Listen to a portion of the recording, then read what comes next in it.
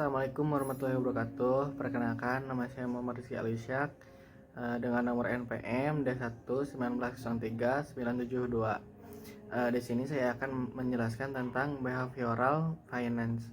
Poin-poin yang akan saya jelaskan diantaranya ada sejarah behavioral finance, definisi behavioral finance, konsep teori behavioral finance, perilaku penggunaan uang, 3 poin penting dalam behavioral finance, faktor psikologis investor dalam mengambil keputusan, pentingnya paham akan behavioral finance, perbedaan teori perilaku keuangan dan teori keuangan secara umum, hal yang harus diperhatikan investor agar tak salah mengambil keputusan, dan yang terakhir kesimpulan.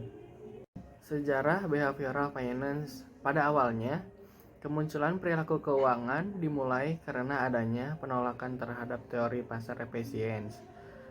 Menurut Robert J. Shiller, seorang profesor dari Universitas Yale, adalah orang yang mempunyai peran yang besar dalam perilaku keuangan karena dia mengungkapkan bahwa pasar tidak sepenuhnya efisien. Orang yang berperan besar lainnya dalam perilaku keuangan adalah Richard Thaler. Ia bersama Shiller mengkoordinasikan sebuah workshop pada National Bureau Economic Research. Sejak saat itulah penelitian dengan tema perilaku keuangan menjadi semakin berkembang pesat. Perkembangan ini ditandai dengan semakin bertambahnya working paper yang bertema perilaku keuangan. Berikutnya, definisi behavioral finance. Perilaku keuangan merupakan suatu ilmu yang mempelajari bagaimana manusia menyikapi dan bereaksi atas informasi yang ada dalam upaya untuk mengambil keputusan yang dapat mengoptimalkan tingkat pengembalian dengan memperhatikan risiko yang melekat di dalamnya. Unsur sikap dan tindakan manusia merupakan faktor penentu dalam investasi. Berikutnya, konsep teori behavioral finance. Yang pertama, akuntansi berbasis mental. Konsep ini mengarah pada kecenderungan seseorang mempersiapkan uang guna memenuhi satu tujuan. Yang kedua, perilaku kelompok. Konsep ini menyatakan bahwa seseorang akan cenderung meniru perilaku finansial dari kelompok mayoritas. Yang ketiga, ketimpangan emosi. Ketimpangan emosi mengarah pada pengambilan suatu keputusan yang didasarkan pada emosi sesaat atau tekanan emosi seperti kemarahan, rasa senang, dan gembira. Berikutnya, unnaturing mengarah pada melampirkan pengeluaran pada acuan tertentu. Yang berikutnya, terakhir, atribusi pada diri.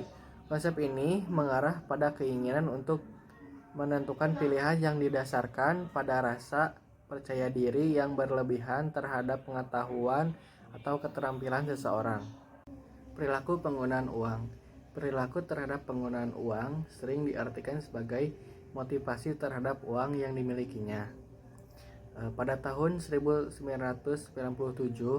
Lim dan Leo mengelompokkan indikator-indikator perilaku penggunaan uang yang meliputi: yang pertama, indikator obsession; yang kedua, indikator power; yang ketiga, indikator budget; yang keempat, indikator achievement; yang kelima, indikator evaluation; yang keenam, indikator anxiety; yang ketujuh, indikator retention; dan yang kedelapan, indikator non-generation.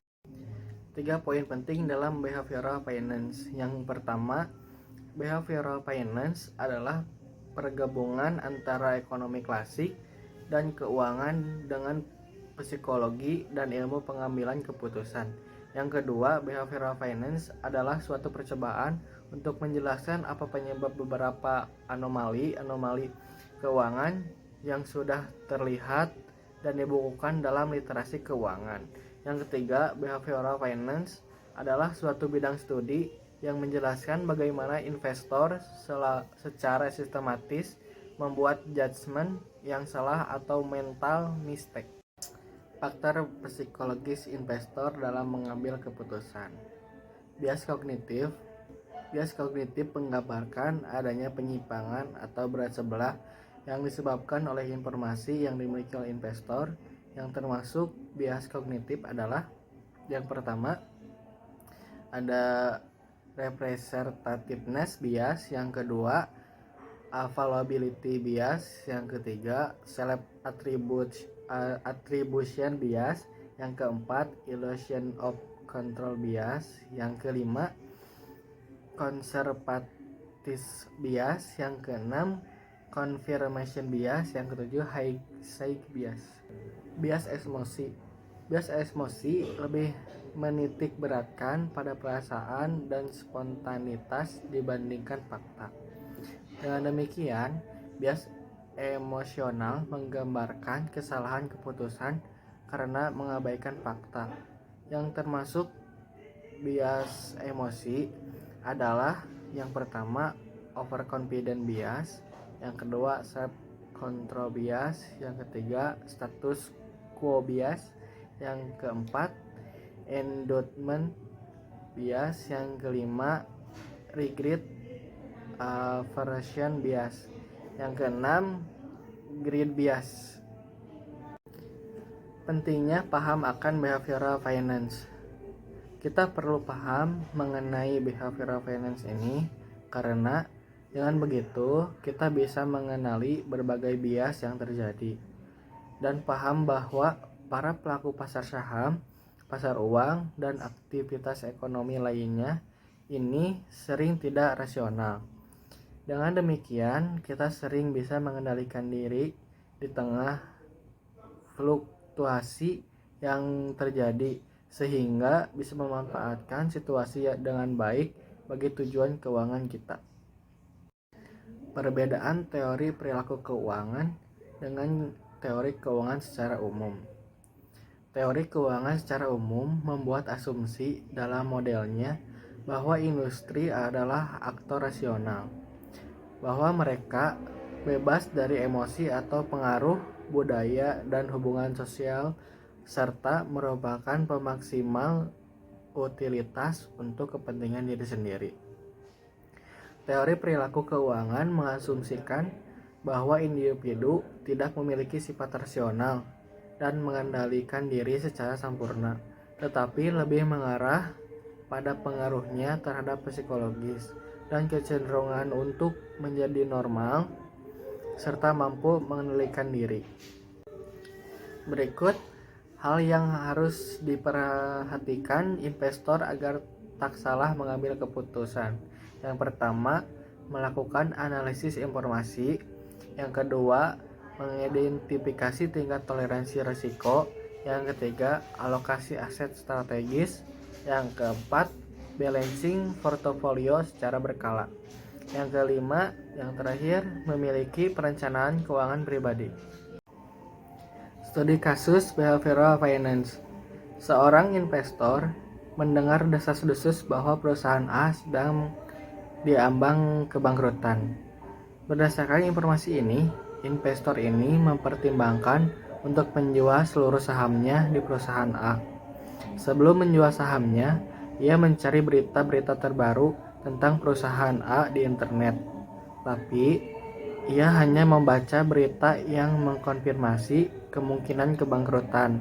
Padahal, selain isu tersebut, ada banyak berita yang mengatakan bahwa perusahaan A baru saja meluncurkan produk baru yang diprediksi akan diperbaiki kinerja perusahaan dan meningkatkan penjualan.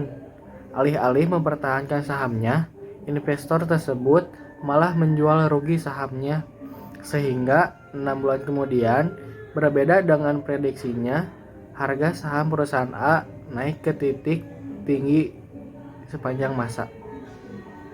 Kesimpulan, behavioral finance merupakan suatu ilmu yang mempelajari bagaimana manusia menyikapi dan bereaksi atas informasi yang ada dalam upaya untuk mengambil keputusan. Dengan cara ini, Behavioral finance membantu investor dan praktisi keuangan mengenai bagaimana dan kapan orang menyimpang dari ekspektasi rasional saat membuat keputusan keuangan mereka. Ini membantu dalam membuat keputusan yang lebih baik dan lebih rasional ketika bekerja di pasar keuangan. Teori behavioral finance tidak menawarkan keajaiban dalam investasi, tapi dapat membantu para investor dalam melatih diri untuk mewaspadai perilaku mereka sendiri, yang pada akhirnya akan dapat menghindari kesalahan yang dapat mengakibatkan mereka kehilangan kekayaan mereka. Terima kasih atas perhatiannya. Demikian saya tutup presentasi saya. Wassalamualaikum warahmatullahi wabarakatuh.